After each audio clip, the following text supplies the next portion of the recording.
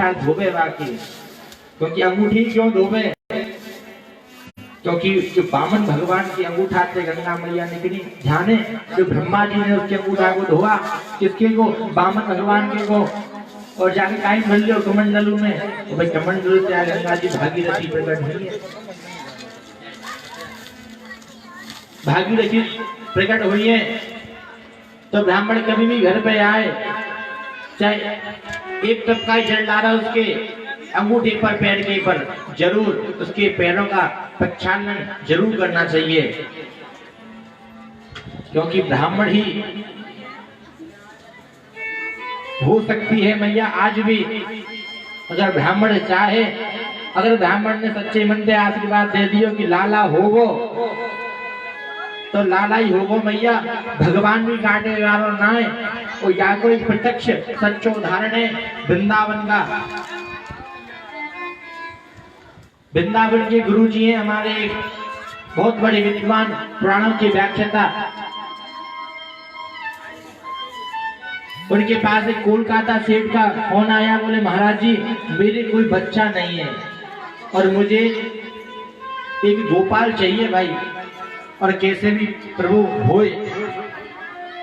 तो महाराज कह रहे भाई मैं तो अनुष्ठान ना कर सकूं, पर लेकिन तुम प्रयागराज जाओगे, इलाहाबाद या हरिद्वार जाओ, तो वहां मेरे शिष्य रहे, मैं उनको फोन कर दूंगा, तो भाई आप अटेंड कर लेंगे और भी तुम्हारा अनुष्ठान कर देंगे, मैं भी विधि बता दूंगा।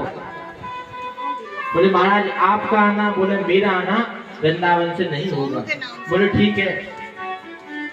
कोलकाता का सेठ गुरुजी पे विश्वास करके हरिद्वार आया, और हरिद्वार आने के बाद उसने 7 ब्राह्मणों का बंधन किया।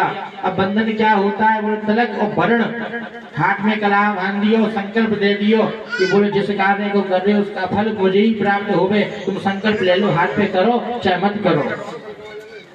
और कोलकाता के सेठ जी संकल्प दे के ब्राह्मण के हाथ में कोलकाता वापस चले गए। अपने सेक्रेटरी को छोड़ गए, बोले पीए को छोड़ गए, इनको ध्यान रख ब्राह्मणों को 7 दिन तक चकाचक सेवा कर, ब्राह्मणों की कमी नहीं होनी चाहिए, खावे से लेके, पीवे से लेके, सोवे से लेके, वस्त्रन से लेके कोई कमी नहीं हो, ब्राह्मण दुख नहीं पाना चाहिए। और ब्राह्मण की क्या चकाचक सेवा है, नहीं उठे नहीं बातें, पहले तो आगे पंचमी वाली थाली लगे लो महाराज नाश्ता करो, अरे साहब ने इधर उधर तो ही हमें महाराज दूध पियो, रबड़ी पियो, अरे भोजन को तो नंबर बाद में, सबसे लास्ट में फल खाओ, फिर ने पूजा करा दी, फिर लो प्रसाद, और फिर अंत में भोजन मटर पनीर की सब्जी, रात को 4 तरीका की सब्जी और दही बड़े। अब भैया सब दे रहे हैं, क्या मजा आ रहा, दही बड़े, ओ हो ठंड में दही बड़े नुकसान कर जाएंगे भैया। और ब्राह्मण की खूब सेवा चल रही है, पर लेकिन पिए क्या देखता है, जब ब्राह्मण कर्म करने मंदिर में जाओ करें तो बातचीत करें, हंसी मजाक करें और बैठे रहे में।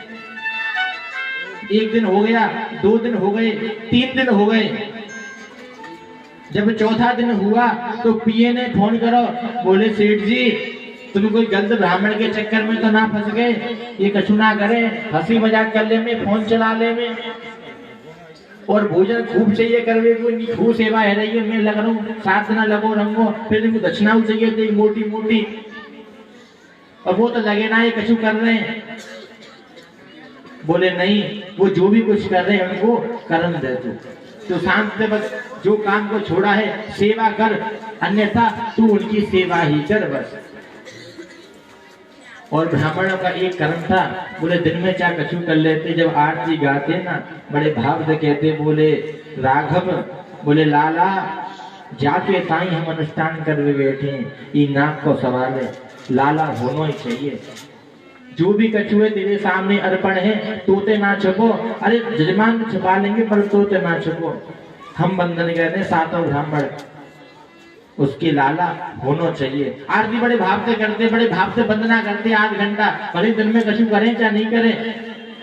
जब 7वां दिवस हुआ तो हवन के टाइम कोलकाता के सेठ जी को बुलाया गया, बोले हवन में तो वो ही बैठेंगे, क्योंकि भैया जो प्रसाद मिलेगा झोली में तो सो सेठानी की में मिलेगा, पिए कैसे ले जाएगा, काम कर लेगा।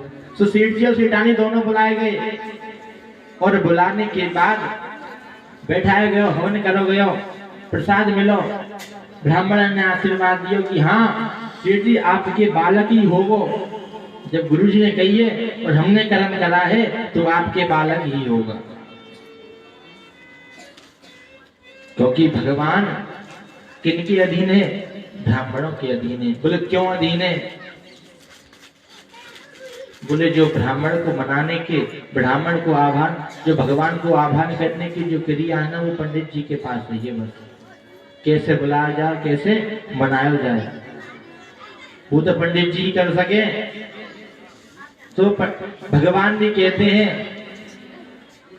संत मेरे ब्राह्मण मेरे मुकुटमणि और मैं ब्राह्मण को दास। बोले तो पंडित जी ने जबान कर दी तो मैं पंडित जी की जबान कैसे पिटवा दूं? भगवान ने कहा चाहे कछू है जाए लाला तो देनो ही। सेठ जी दक्षिणा देके ब्राह्मण बड़े प्रसन्नता के खूब बोले फलो फूलो, और पंडित जी सुबह कछू बोले हमारे सत्य बोलते हैं, वो खूब आशीर्वाद दियो। और ब्राह्मण अपने घर को, सेठ जी अपने घर को। जब एक वर्ष बीत गया तो सेठ जी पुणे वृंदावन के गुरु जी के पास आए। बोले महाराज आपने जो कर्म करवायो तो जिन्हों ब्राह्मण ने करवा वो सफल भयो। आज तुम्हारी कृपा से पुत्र रत्न प्राप्ति हुई है। तो चाहे ब्राह्मण कैसा भी हो पर लेकिन पूजनीय है।